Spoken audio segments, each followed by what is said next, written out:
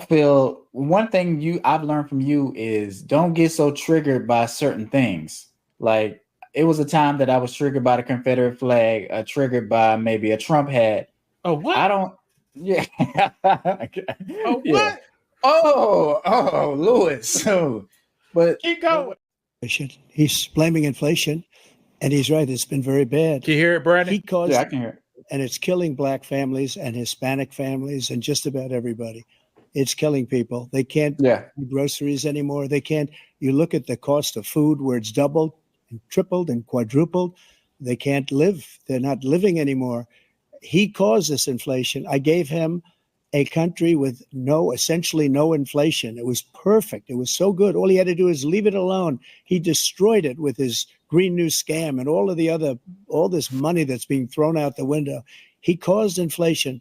As sure as you're sitting there, the fact is that his big kill on the black people is the millions of people that he's allowed to come in through the border. They're taking black jobs now, and it could be 18, it could be 19 and even 20 million people. They're taking black jobs and they're taking Hispanic jobs, and you haven't seen it yet, but you're going to see something that's going to be the worst in our history. Thanks for watching. Stay updated about.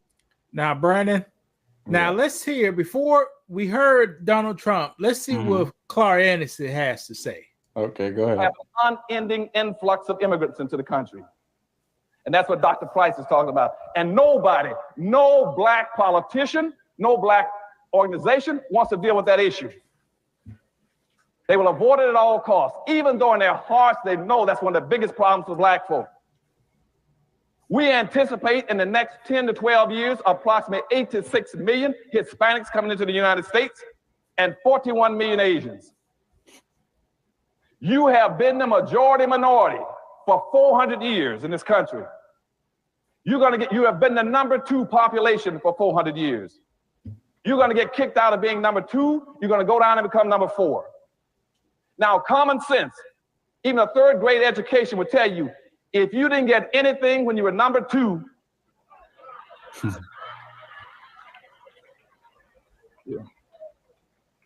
you all jumped ahead of me, but anyway, you can guess what you're going to get when you become number 4. And the worst part about it is as you descend and go down to number 4, those other groups are going to go up. And as they go past you, you're going to have major racial clashes in this country. You're going to have fights all over this country between blacks and Hispanics, blacks and Asians, blacks and poor whites.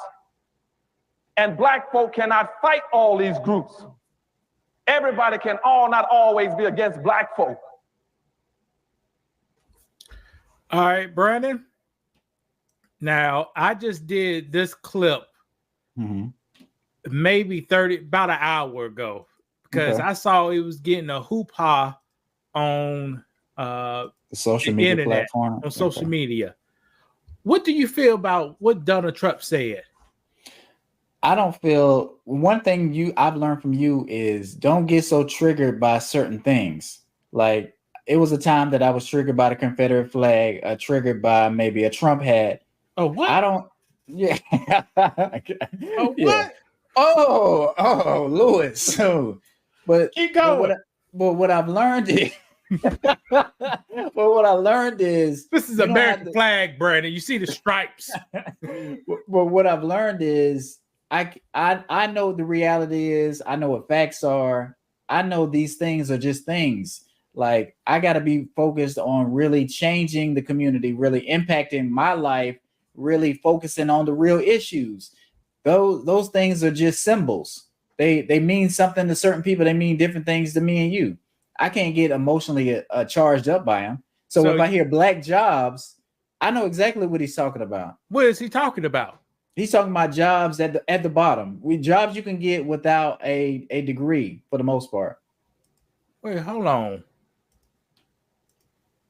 So hold on. So you talk about service jobs. Service jobs, yes. What kind of jobs are service jobs, Brandon? Fast food, food, maintenance type positions. You know, like I guess you could be in a call center. Just those type of jobs. That's just, you know, it's not necessarily black jobs, but I know what he's trying to say. So the people who's coming over here, do they have? Are they doctors, lawyers, engineers? No, they're not. They may say they are, or they were back home, but no, they're not. Why engineer across the border? Do you know anybody who came over here? They said they was a doctor or an engineer over there, and they come over here, or a teacher. There's a lot of people that say that those kind of things. I met tens of people who crossed that border. Okay, none of them was no doctors. Some of them could have been farmers. Yeah. Bakers. Yeah. Mechanic, maybe. Or they were just a few was mechanics, but most of them they just got over. They no skills. Right, labor. They have labor jobs, labor history. They have labor jobs. So since Brandon said a lot of black people do a lot of service jobs, and the people coming over here doing service jobs, will they be taking black jobs? Will they be taking black jobs? In a sense, yes, they will. Because it's one job, right? Yes, one job. So you'd be competing for the job. So if more people come over here, brown skinned people come over here, what's the pressure on that job? It's a lot. The employer has more options to pick from. So now, go ahead. Now, Brandon, tell me this: the employer, are these black employers? No, they're not. No, they're not. Okay. So if what color are they? Just pick a color. Wonderful. We'll say what? Wonderful. We'll say white. Yeah, wonderful. So, who will a wonderful employer hire for one of the best jobs in the company? For one of the best, another wonderful person. Okay. Why they won't hire a beautiful person with low skills? Why? Well, number one, I think people naturally like to give those type of jobs to somebody that looks like them, or they can see themselves in that person, right? Okay. Now that wonderful employer, two females come in. One got long stringy hair. Okay. But she brown skin. Okay. The other one is Boo Boo Quisha, and she got a big old face. Okay. So who's gonna get it? Now, the person who's giving the job, they got the same kind of hair. Yeah. The skin is different, but the hair is still the same. Yeah. Who should I? They can relate to that other person, and also they hear these stereotypes with those type of people work hard, right? They hear stereotypes like we're lazy. Well, let's face it, there are no black people work hard because we do work hard. Yeah, we do. We built the country, right? But are stereotypes powerful, and do they have lasting power? They do, but Boo Krisha want $15 an hour, and some PTO, and Marietta. She said she'll go for the minimum wage, $7.25 an hour. Because she just wants a job. She doesn't have high maintenance bills and stuff like that. She's just ready to come in and work, right? Because she might have come from a third world country, right? Yeah. So who the wonderful guys go pick? Cheaper labor, and they kind of look like me. They purchased moose before. No black family never purchased a bottle of moose. Brandon, you ever bought moose before? No, I didn't. No, I did. Guarantee you, a Latino family bought some moose before. Correct. So it's just they go who they go with. Yeah. You know what, Brandon? Let's hear some of us. Okay, so I'm not sure which debate y'all watched last night, but the one that I watched, they are taking black because racist conspiracy theories about Barack Obama. This man does not care about us. All he cares about is himself and his own revenge. I guess I need to go ahead and get up and head on over to my black job. Because last night on the presidential debates, what was his name? Donald Trump said that the black jobs is being taken. So I got to go make sure that my job ain't taken. I got to make sure I show up for my black job. So nobody take my black job. So, yeah. Shout out to all the other people getting up to go to their black job this morning. Yeah. Donald Trump said yesterday in the debate that I saw yesterday that they are taking black jobs. What's black jobs? Can somebody clarify that for me? What's a black job? Is it the color black, or does he mean like black folks like me, like black like me? Does he mean the specific types of jobs that black folks back in the day were probably only positioned for or relegated to because of the color of their skin? Is that what he's talking about when he says black jobs? Can somebody explain to me, what does that mean, black jobs? See, I got time today. I got about 2 minutes of black jobs, right? Now, Brandon, I just go get in this right quick because she said, now that lady, I can tell she's probably got advanced degrees. Okay. All I right. think so. Okay. Yes. Most likely she was a government employee. Maybe. Brandon, that's a black job, Brandon. Right. But government, right. Your state. Remind me of a job like my mom had. That's how the ladies talk and act. But go ahead. Is the biggest employer of black people. Brandon, if they the biggest employer of black people, could you say they're a black job? Yes. If they employ the most people? Yeah. And she know good and well, most likely it's a good 66% chance she had a government job. Yeah. Made a whole lot of money. Right. Now, go ahead. Cannot transfer that job to the private sector because she ain't gonna never be CEO. She ain't gonna never be VP. No. Only VP he'll be she is human resources. If you look, people, y'all don't never audience, y'all don't. If you look at your board of directors or the head people, look at all the positions. If it's a black person up there, it's always human resources. And I told you why, Brandon. And why is that? Because we can handle the people better. Why? Because when one of those black jobs sue for discriminations, they gonna say we got a black person and he was working. So it can't be racist. You see? But people ain't gonna look that up. No.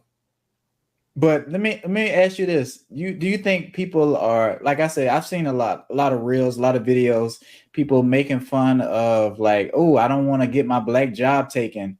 But no, this is a reality. Like, I think people are playing around with this, and it's a real thing. Like, you're upset with what Trump said. You need to be upset with how we're losing our stronghold in the work industry, and those people are gonna be out of a job.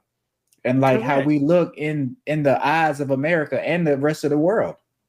Don't many jobs got a quota they gotta meet, a diversity quota? Yeah, for sure. Won't that be considered as a black, maybe as a minority? It's a minority. Yeah, but like I said, they won't have to worry about do they have enough minorities, because if they replace you with somebody that came over illegally, they'll be at their quota. So they'll be safe as a company. They may be saving money, and that's a win-win for them. And they may feel like they get more productivity, more they won't have to worry about people calling out, just a lot of things. And I think that's why Biden is allowing people to come into the country at that rate, because they feel like they need more of that workforce that's cheap. What do you think about that? That's what they need. Yeah. That's Biden needs that, and Trump's need that. Trump is the only person who got the guts to say they come over here to take the black jobs, and Trump is gonna hire them. Right. He hired these people. He knows what's going on. Right. I told Brandon to hire. You told me to hire somebody that was brown. And Brandon hired a guy speak English. And Brandon hired a guy who bring pistols in the back. Correct. Right. Brandon, I see, Brandon, if you follow my direction. Right. I tried to do things by the book. Oh, and that's the thing. That lady, I think she said she was a teacher. The one that came in with the application that she couldn't really speak English. She wrote on there, I think she was a psychologist or something, and was teaching. That's what she was doing overseas before she come over here. So there you go. And look at that. She went from teaching to how much y'all spending $13 an hour, Brandon? About 13, yeah. Well, no, it depends. If you can cook and everything, and I'm pretty sure she would be doing that. So about $12. So probably like $12. $12. So she went from teaching kids to begging Brandon for $12 an hour.